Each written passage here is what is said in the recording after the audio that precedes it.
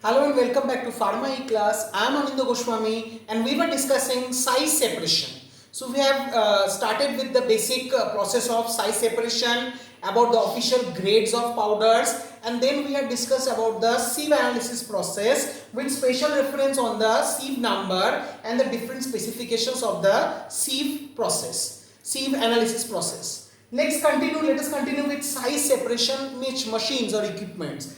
Our first machine is a classic cyclone separator. Probably we have studied or we have got associated with the term cyclone separator in some of the dryers. This is a very important machine which works on the principle that of the centrifugal force. That is, in a cyclone separator, centrifugal force is used to separate the solids from fluid air. Here the fluid is definitely air, fluid air. The separation process depends on the particle size as well as the particle density, and it is also possible to allow fine particles to be carried with the to separate those fine particles also, which is carried with the fluid. So this is the basic construction. This is a particular cyclone separator. This is a tangential inlet, and when this sample comes, so it is going through a circulatory movement on the effect of the centrifugal force. So due to the circulatory movement, the fine droplets or the fluids or the air which is going out from this particular point, that is a fluid outlet, and the solids which are quite heavier one, so it is separated from the fluid air and it is collected and it comes downwards and it is collected from the solid outlet at the bottom. So this is a classically a particular conical shaped bases type of construction. It consists of a short vertical cylindrical vessel with a conical base. This is a vessel, particularly a cylinder with a cone shaped base. The upper part of the vessel is fitted with a tangential inlet, that is, the fluid or the sample which is coming inside the separator, it comes, the particular orifice is set at a tangential way. So the air comes at a tangential point. So the upper part of the vessel is fitted with the tangential inlet and the solid outlet is at the base, conical base, just behind the conical base. The fluid outlet is provided at the center of the top portion, which extends inwardly into the separator. That is, this particular base is quite protruding inside, at least to a certain extent, so that it extends inwardly into the separator. Such an arrangement prevents the air to short circuit directly from the inlet to the outlet of the fluid. That is, when we will operate this apparatus, this machine, so there can be a tendency that the entire fluid with the particles may go through this outlet completely, but that does not happen, and for that purpose this particular inlet is being done at particular point, and that tangential inlet promotes that the separation occurs. Come to the working. This is again the diagram, the same diagram. Let us check the working. The solids to be separated are suspended in the stream of fluid, usually that is air, and in some cases it can be water also, but in maximum cases, for as we have seen in different dryers also, a cyclone separator, it contains a stream of fluid, that is air, and solids are suspended in that particular stream.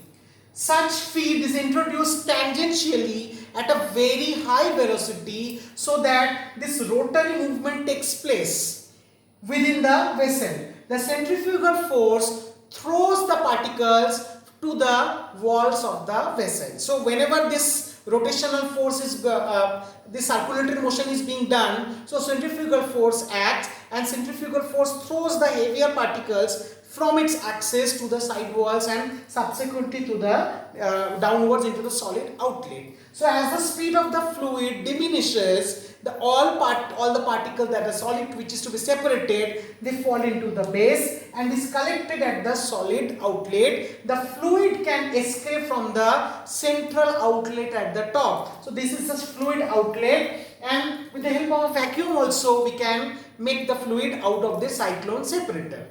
What is its uses? Yes, to separate solid particles from gases, it is classically used. A gas of air, or from air we have to separate some solid particles, and that is its most classical use. It is also used for size separation of solids in liquids. In some extent it is also used. Next, it is used to separate heavy and coarse fractions from fine dust. That is its main operation or uses.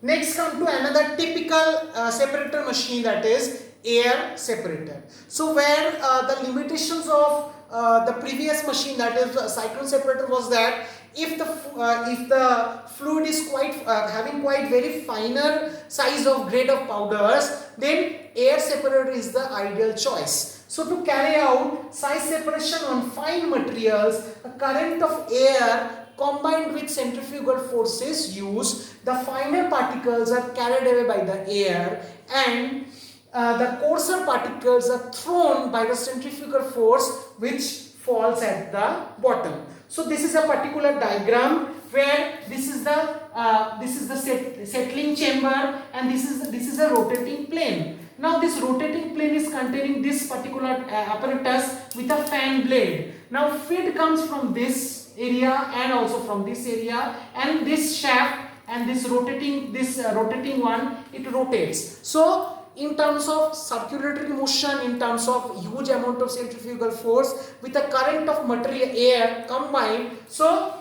after this shaft will rotate, the coarser granules as well as the fine particles, they are collected into different outlets. Whereas in case of a cyclone separator, it was in the same bottom, in the same conical shape. But here, the coarser particles, they can come from this area. Yes, this is the coarser particles from this particular area, and the lighter or the finer particles come in. It is collected separately, so it is a air separator, quite routinely followed when we are working with finer particles. So it consists of a cylindrical vessel with a conical base.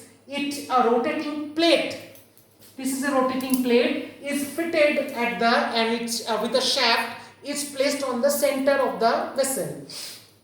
A set of fan blades are also being fitted with the same shaft, and as the base of the vessel, two outlets are provided, one for finer particles and the other for coarser particles. Yes, one for coarser particle and the other for finer particles. So when this fan will rotate, so continuously when we are inserting the feed, the fan will, what the fan will do, the fan will only separate the coarser from the finer particles, and there are two outlets. Check out the finer particles from this, and the coarser particle will come through this, and the finer particle through this. Two separated things, two separated area, and there are two distinctive ducts.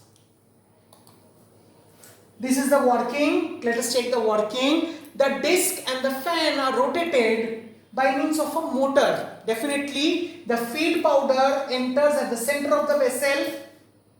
The feed powder enters at the center of the vessel and falls on the rotating plate. In terms of the rotating plate, the plate rotates and the feed is just near that particular feed, and in that fan blades, they produce a draft of air or a flow of air in the direction that is shown. Yes, this is the feed, and this is fan blades are rotating. The finer particles are picked up by the draft of air and carried into the space of the settling chamber, whereas the air velocity is subsequently then reduced so that fine particles are dropped and removed through the fine particle outlet. So maximum the fine particles is collected through the fine particle outlet. Subsequently, the particles to be too heavy to be picked up by the airstream are removed by the coarse particle outlet. Basically, its use we can find in different types of mills like ball mill, hammer mill. In some air separators are attached with these particular mills for separation of solids, and also to separate finer particle after the size reduction process. Next, another important size separation equipment, that is back filter. We had studied about back filter in dryer, that is fluidized bed dryers are provided with black bag filters. So this is the basic construction. This is a single diagram, but it is represented as two because of the two different periods of its regarding its working. So in bag filters, let us take the principle: the size separation of dust or fines from the milled powder is achieved in two steps. First step is the filtering period. The second step is the shaking period. So basically, in the first step, the milled powder is passed through a bag. Generally, this is a bag. A bag is attached. Generally, the bag is made up of cloth.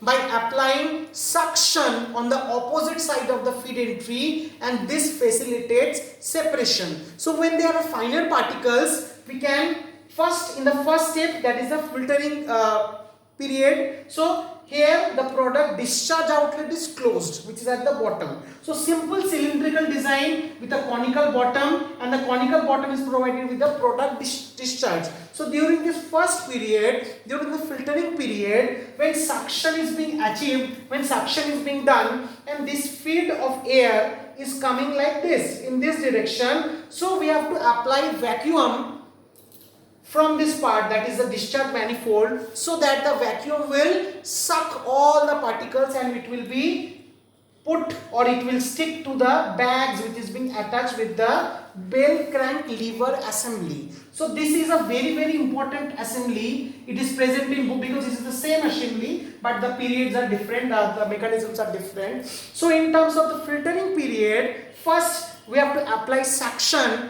so that all the particles are being sucked or being attracted towards the bags, and these bags are made up of cloth. So that is the filtering period. Let us check out in the next step, the pressure is applied in order to shake the bags, and when we will shake the bags, we have to release that particular pressure, and now we have to give the vacuum in terms of, or the pressure in terms of, in the direction of that bag, so that those bags are shaken. And once those bags will be shaken, all the dust, all the finer particles which was accumulated in those bags will come in this tapering or the hopper, dust hopper or the tapering area, and subsequently when we'll open the product discharge valve, we'll get the finer particles.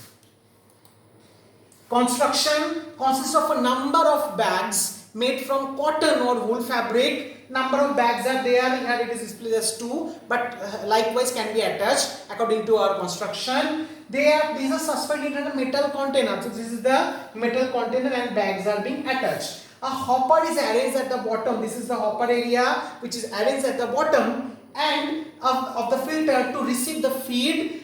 At the top of the metal container, provision is made for vacuum fans and exhaust through the discharge manifold. So this is the discharge manifold in both cases, and this holds a very important part because that suction as well as to application of the vacuum against and for in the direction of the feed, that is being controlled by this lever crank assembly and through the discharge manifold.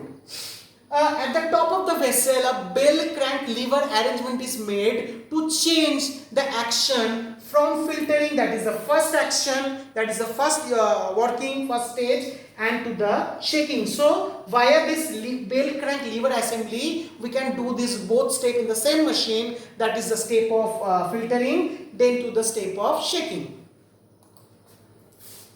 So what is its working? As I have discussed only, filtering method, during this period the vacuum fan produce a pressure lower than the atmospheric pressure within the vessel. So that is the main work of the fan, the vacuum fan. It produces a pressure lower than the atmosphere pressure within the vessel. The gas or the air gust which contains the particles which is to be filtered, it enters the hopper, passes through the bag and out of the top of the apparatus, and the particles are retained within the bags.